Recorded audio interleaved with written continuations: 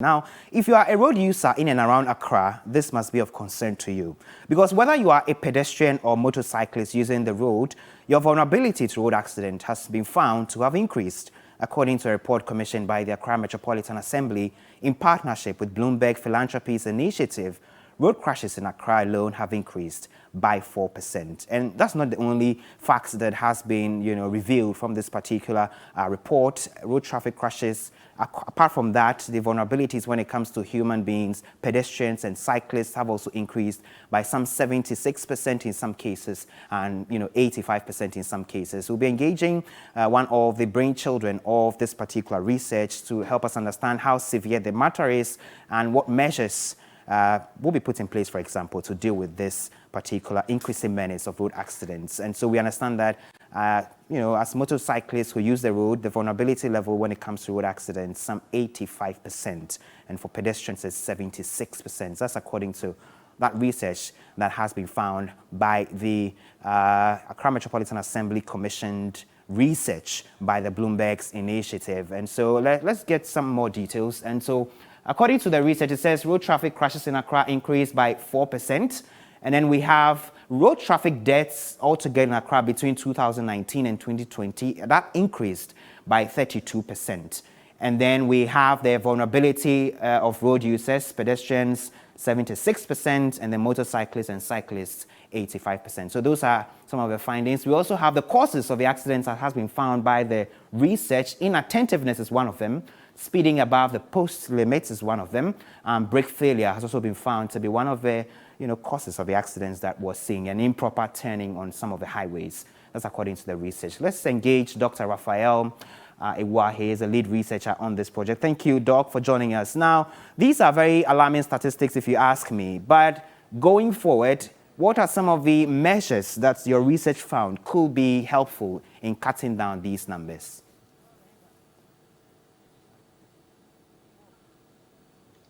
Great. Thank you for the opportunity to discuss this very important public health issue. I think I caught the last bit of the findings that you just shared, and I would focus on pedestrians, because if you look at the different road user classifications, particularly for 2020, pedestrians, death among pedestrians was the highest. And this pattern is a typical urban pattern. And so we expect to see that more pedestrians relative to other road users would bear the highest brunt of road deaths and injuries.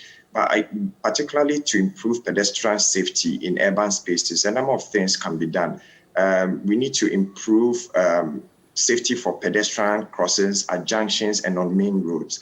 One of the findings of the report was that the hotspots for fatal crashes mainly were at intersections, junctions, and some selected corridors. Another approach would be to implement minimum safety features on road projects in the city to improve pedestrian safety. And again, of course, the last bit will be to ensure that speed zones, speeding is checked, because speeding, as we know, is one of the major causal factors for road crashes and associated injuries and deaths. Some have said that these are very, fine initiatives that, when implemented, will get the desired results. But we know also that largely many of these accidents have been attributed in the past to human error and, some inactions on the part of drivers and road users. What is the role of enforcement agencies to beating down these figures when these implementation agents are concerned?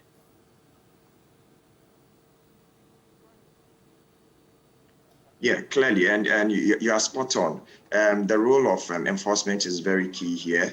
So you find that there are three major actors here, who can play a role, of course, coordinated very well to improve, to reduce the number of crashes, deaths, and injuries. And one of them, you rightly said, is enforcement. So enforcement is very key here. By enforcement of what? Enforcement of road injury risk factors like, speeding above the posted limit, ensuring that vehicle occupants are in seat belts, ensuring that motorcycle riders correctly wear their helmets, and ensuring that drink driving is also cared, right? So enforcement of road injury risk factors as well as road violations.